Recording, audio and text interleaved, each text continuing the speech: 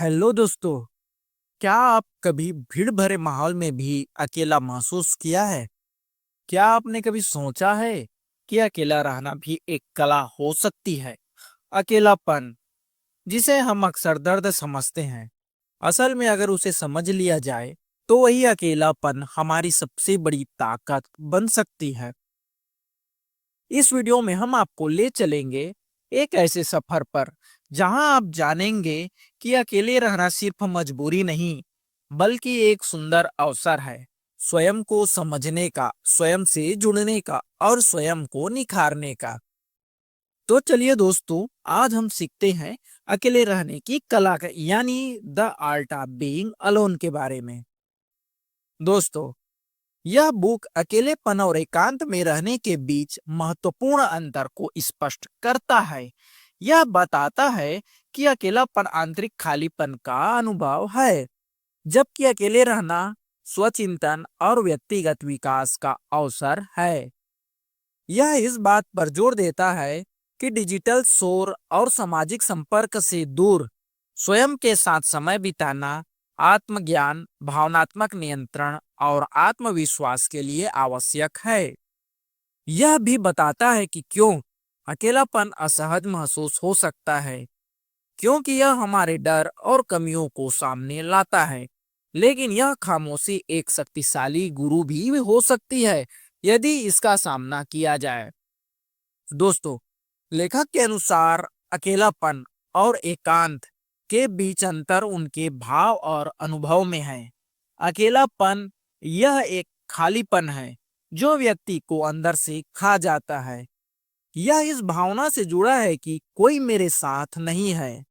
अकेलापन अक्सर असहज लगता है क्योंकि अकेले होने पर हमें अपने डर, अधूरेपन और परेशानियां साफ दिखने लगती हैं। जबकि एकांत या अकेले रहना यह खुद के साथ समय बिताना, खुद को समझना और खुद को बेहतर बनाना है। यह इस बात से जुड़ा है कि मैं स्वयं के साथ हूँ और ये काफी है। अकेले रहना जरूरी माना जाता है क्योंकि यह बाहरी शोर से हटकर खुद से जुड़ना है। आज की दुनिया में हम लगातार नोटिफिकेशन, कॉल, सोशल मीडिया और लोगों की राय में उलझे रहते हैं। हमने भीड़ में खो जाना तो सीख लिया है, लेकिन खुद में खो जाना नहीं सीखा। हर दिन थोड़ा वक्त खुद के साथ बिताकर ही हम अपनी असली आवाज को सुन सकते हैं।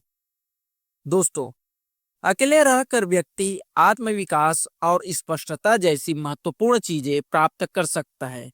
एकांत में रहकर व्यक्ति को कई फायदे होते हैं, जैसे क्लियरिटी आती है, इमोशनल कंट्रोल मिलता है, आत्मविश्वास बढ़ता है और अपनी पहचान मिलती है। दोस्तों, अगर संक्षेप में कहे तो अकेले रहना बाहरी दुनिया के ध्यान भटकाने वाले तत्वों से हटकर अपने अंतर्मन से जुड़ने, आत्मविकास करने और आंतरिक चुनौतियों का सामना करने के लिए महत्वपूर्ण है। दोस्तों, चलते हैं हम अपने अगले भाग की ओर। यह भाग बताता है कि अकेलेपन और अकेले रहने में अंतर है, और यह अकेले रहना सीखने के तरीके को सुझाता है। यह सुझाव देता है कि व्यक्ति को धीरे धीरे खुद के साथ समय बिताना चाहिए, प्रकृति से जुड़ना चाहिए और जर्नलिंग के माध्यम से अपनी भावनाओं को समझना चाहिए। यह भाग डिजिटल डिटॉक्स और माइंडफुलनेस का अभ्यास करने की भी सलाह देता है। साथ ही खुद से सवाल पूछने पर भी जोर देता है ताकि हम में आत्मविश्वास बढ़ सके।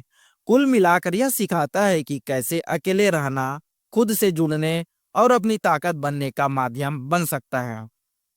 दोस्तों, यह पुस्तक बताती है कि अकेले रहने की कला को विकसित करने के लिए कई तरीके अपनाए जा सकते हैं।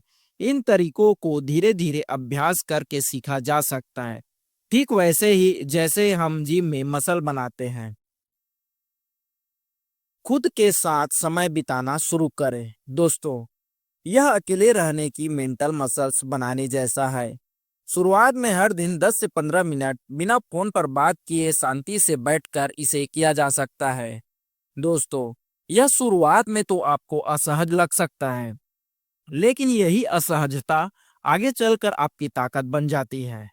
जैसे पार्क में अकेले बैठना या कमरे में अकेले शांति से बैठना।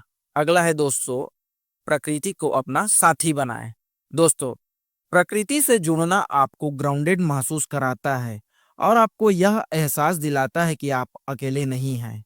दोस्तों, आप इसे सुबह की हवा महसूस करके, अकेले बारिश में भीगकर, पेड़ों के बीच टहलकर, बिना संगीत के आसमान देखकर या नदी या झीलों के पास बैठकर आप इसे महसूस कर सकते हैं। दोस्तों, अगला है जर्नलिंग। इसमें आप हर रात या सुबह डायरी लिखकर खुद से बात करते हैं, जैसे कि आप अपने सबसे अच्छे दोस्त से बात कर रहे हो। आप लिख सकते हैं कि आप कैसा महसूस कर रहे हैं, आपने खुद के लिए क्या किया या किस बात ने आपको परेशान किया है। जर्नलिंग से आप अपने इमोशंस को समझना सीखते हैं, आप में क्लियरिटी आती है और यही क्लियरिटी अकेले रहने की आपको ताकत देती है। दोस्तों, यह बहुत ही पावरफुल टेक्निक है और आप इसे आज से चालू करके देखें, आपको बहुत जल्द इसका फायदा मिलेगा। अगला है दोस्तों, डिजिटल डिटॉक्स, मतलब एक प्रकार से अपने मन को शांति देना। दोस्तों, लगातार हम नोटिफिकेशन, कॉल और सोशल मीडिया हमें अकेले नहीं रहने देते। असली कनेक्शन खुद से जुड़ने पर होता है। इसके लिए दिन में कम से कम 30 मिनट फोन को एरोप्लेन मोड पर रखना, सोशल मीडिया से ब्रेक लेना, किताब पढ़ना, स्केच करना या वॉक पर जाना आपके लिए बहुत ही उपयोगी हो सकता है। जब बाहरी आवाजें बंद होती है तभी दोस्तों अंदर की आवाज हमें सुनाई देती है। अगला है माइंडफुलनेस रहना, मतलब प्रेजेंट में रहना या प्रेजेंट में जीना। दोस्तों, अकेले रहना तब बोरिंग नहीं लगता जब आप प्रेजेंट मोमेंट में जीना सीख जाते हैं। जैसे चाय पीते वक्त सिर्फ चाय पर ध्यान देना, चलते वक्त पैरों की आवाज और सांसों को महसूस करना, या खुद से कहना कि मैं अभी इसी पल में पूरी तरह मौजूद हूँ। माइंडफुलनेस से अकेलापन डराता नहीं, बल्कि साथ बैठकर आपकी ताकत बन जाता है। अगला है दोस्तों, खुद से सवाल पूछो और खुद ही जवाब दो। दोस्तों, अकेले रहकर आप खुद से मैं कौन हूँ, मैं क्या चाहता हूँ, मुझे किस बात से सुकून मिलता है जैसे सवाल पूछकर उनके जवाब आप ढूंढ सकते हैं। यही सफर आपको खुद के सबसे करीब ले आ जाता है। दोस्तों, यह बुक यह भी बताता है कि अकेले रहने का मतलब दुनिया से कट जाना नहीं है, बल्कि खुद को इतना समझ लेना है कि जब आप लोगों के बीच हो तो भी आप खोए ना हो। तो दोस्तों, इस सेक्शन में आपने सीखा कि कैसे आप धीरे धीरे अकेले रहना सीख सकते हैं, बिना किसी डर के, बिना भागे। अगले भाग में हम बात करेंगे कि अकेले रहने से आपकी मेंटल क्लियरिटी और क्रिएटिविटी कैसे बढ़ती है और कैसे अकेलापन आपको दुनिया से जोड़ने की ताकत देती है। तो चलिए दोस्तों, चलते हैं हम अपने अगले भाग की ओर। अकेले रहकर आत्मज्ञान और क्रिएटिविटी आपको कैसे मिलती है। तो दोस्तों, अब तक हमने जाना कि अकेले रहना कोई सजा नहीं, बल्कि खुद को समझने और संभालने का एक सुंदर तरीका है। अब बात करते हैं उस जादू की जो अकेले रहने से आपके अंदर जागता है, आत्मज्ञान और क्रिएटिव सोच। फर्स्ट दोस्तों, जब बाहर शांति होती है, अंदर की आवाज तेज हो जाती है। भीड़ में हमारा दिमाग बाहर की बातों में उलझा रहता है। लोग क्या कहेंगे, वो क्या सोचेगा, क्या चल रहा है दुनिया में, ऐसे बहुत से सवाल हमारे मन में आता है। अगर आपके भी मन में ऐसी बातें आती है तो हमें कमेंट करके जरूर बताएं। दोस्तों, लेकिन जब आप अकेले होते हैं तब आपके अंदर की असली आवाज बोलती है। यह आवाज होती है आपकी सच्चाई की, आपकी पहचान की। उसी समय आपको यह महसूस होता है कि आपकी असली इच्छा क्या है, आपकी पसंद क्या है, मैं किस चीज के लिए बना हूं। दोस्तों, ये आत्मज्ञान सेल्फ अवेयरनेस की शुरुआत है। सेकंड, क्रिएटिव सोच अकेले में ही पनपती है। दोस्तों, क्या आपको पता है इतिहास के सबसे बड़े कलाकार, लेखक, दार्शनिक सबने अकेले रहकर ही अपनी महान रचनाएं बनाई हैं। आखिर क्यों? क्योंकि अकेले रहकर आपका दिमाग डिस्ट्रैक्शन से मुक्त होता है, आपकी कल्पना की दुनिया खुलती है, आप डर के बिना सोचते हैं, जो चाहे वो सोच सकते हैं। J.K. रोलिंग ने हैरी पॉटर की कहानी कैफे में अकेले बैठकर ही लिखी।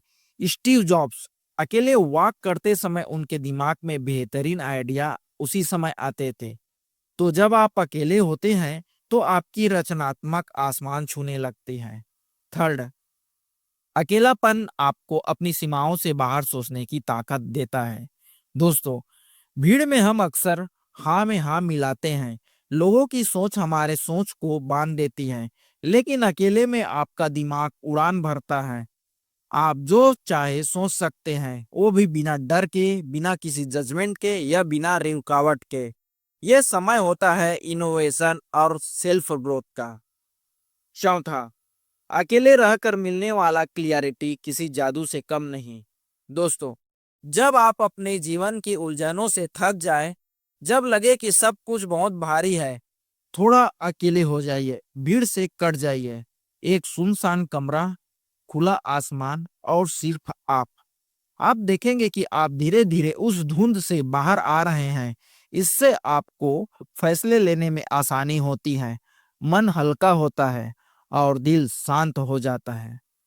पांचवा, अकेलापन आपको इमोशनली मजबूत बनाता है। दोस्तों, जब आप अकेले रहना सीख लेते हैं, तब आप किसी पर निर्भर नहीं रहते। आप अपना सहारा खुद बनते हैं, अपने मन को खुद संभालते हैं और आप हर रिश्ते को जरूरत से नहीं, प्यार से निभाते हैं। इमोशनल इंडिपेंडेंस, यही असली ताकत है जो अकेलापन आपको देता है। तो दोस्तों, अगली बार जब आपको लगे कि आप अकेले हैं तो डरिए मत, क्योंकि शायद यही वह समय है जब आप खुद को सबसे ज्यादा जान सकते हैं। तो दोस्तों, इस भाग में आपने जाना कि अकेले रहना कोई कमजोरी नहीं, बल्कि एक शक्तिशाली मंच है, जहां से आपकी सोच, आपकी पहचान और आपकी रचनात्मक जन्म लेती है। अगले भाग में हम जानेंगे कि कैसे अकेले रहकर आप अपने रिश्ते को और बेहतर बना सकते हैं और कैसे अकेलापन आपको दूसरों से गहराई से जोड़ने की ताकत देती है। तो दोस्तों, चलते हैं हम अपने अगले भाग की ओर। अकेले रहकर रिश्तों को बेहतर कैसे बनाए, इसके बारे में जानेंगे।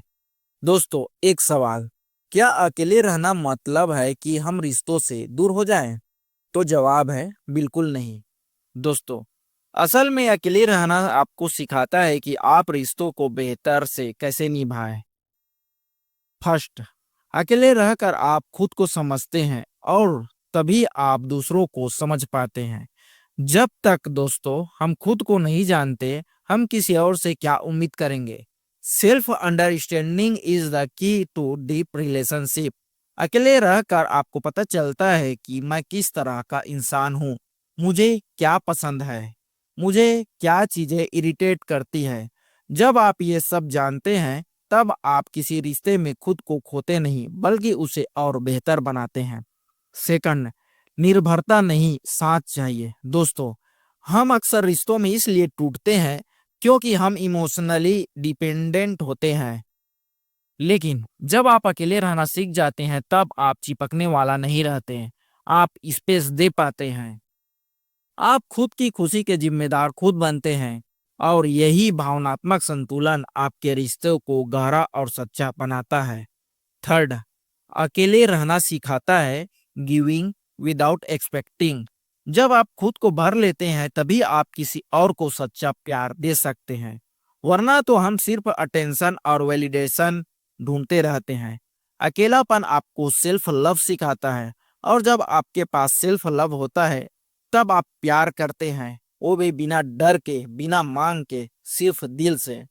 चौथा है दोस्तों, दूसरों के साथ समय बिताना तब और भी खास लगता है जब आप अकेले रह कर इंजॉय करते हैं। तब किसी के साथ बिताया गया समय बोनस लगता है, मजबूरी नहीं। हर बातचीत मीनिंगफुल लगती है, हर रिश्ता इंटेंशनल बनता है। रिश्ते बोझ नहीं लगते, कनेक्शन लगते हैं। जो अकेले खुश रह सकता है, वही साथ में भी सच्ची खुशी बांट सकता है। तो दोस्तों, इस भाग में आपने सीखा कि अकेले रहकर रिश्तों को खोया नहीं जाता, बल्कि उन्हें और गहराई से जिया जाता है। अब बात करते हैं आखिरी भाग की, जहां हम जानेंगे the art of being alone से हमारी जिंदगी पूरी तरह कैसे बदल सकती है। भाग 5 अकेले रहने की कला से जिंदगी कैसे बदलती है। दोस्तों, अब तक आपने सीखा अकेलापन डर नहीं अवसर है। अकेले रहकर आप खुद को समझते हैं। अकेले रहना आपको मेंटल क्लियरिटी और क्रिएटिविटी देता है और ये आपको रिश्तों में भी बेहतर बनाता है। अब सवाल यह है, ये सब मिलकर आपकी जिंदगी को कैसे बदलता है। तो आइए हम इसको स्टेप बाय स्टेप जानते हैं। फर्स्ट, आप डर से आजाद हो जाते हैं। दोस्तों, जब आप अकेले रहने से नहीं डरते, तब आपको रिजेक्शन, अकेले में छूट जाने या अकेले जीने का डर आपको नहीं होता। आप अपने फैसले खुद लेते हैं। आप किसी के कहे से नहीं हिलते। सेकंड, आप अपने सपनों के करीब होते। दोस्तों, जब आपका मन शांत होता है, जब आप डिस्ट्रैक्शन से दूर होते हैं, तब आप अपने गोल्स पर फोकस कर सकते हैं। अकेलापन आपको लेजर शार्प फोकस देता है। आप कम बोलते हैं और ज्यादा काम करते हैं। थर्ड, आप सच्चे खुशी का मतलब समझते हैं। असली खुशी बाहर से नहीं आती, वो आती है अंदर से। जब आप खुद के साथ खुश रहना सीखते हैं, तो कोई चीज, कोई रिश्ता, कोई सफलता आपकी शांति को भंग नहीं कर सकता। चौथा, आप एक बेहतर इंसान बनते हैं। अकेले रहने वाला इंसान ज्यादा समझदार होता है, ज्यादा सहनशील होता है और दूसरों को जज करने के बजाय उन्हें समझता है। क्यों? क्योंकि उसने खुद के साथ बैठना सीख लिया है। पांचवा, आपकी जिंदगी में एक ठहराव आता है जो सबको नहीं मिलता। दोस्तों, आज की तेज भागती दुनिया में जो इंसान रुक कर अकेले बैठकर खुद से मिलना जानता है, वो सबसे अमीर होता है। तो दोस्तों, अकेले रहना कोई दुख नहीं, कोई हार नहीं, कोई कमी नहीं है। ये एक कला है, एक ताकत है, एक रास्ता है खुद को जानने का, खुद को बनाने का और खुद से प्यार करने का। और जब आप खुद से जुड़ जाते हैं, तब पूरी दुनिया आपको एक नया नजरिया देती है। तो दोस्तों, अगर आपको ये वीडियो पसंद आया हो तो लाइक जरूर करें और कमेंट में बताएं आपने आखिरी बार अकेले रहकर क्या महसूस किया था। और चैनल को सब्सक्राइब कर लें ताकि अगली बार भी हम साथ में सीख सकते हैं जिंदगी जीने की एक नई कला के बारे में। लास्ट तक वीडियो को देखने के लिए बहुत बहुत धन्यवाद।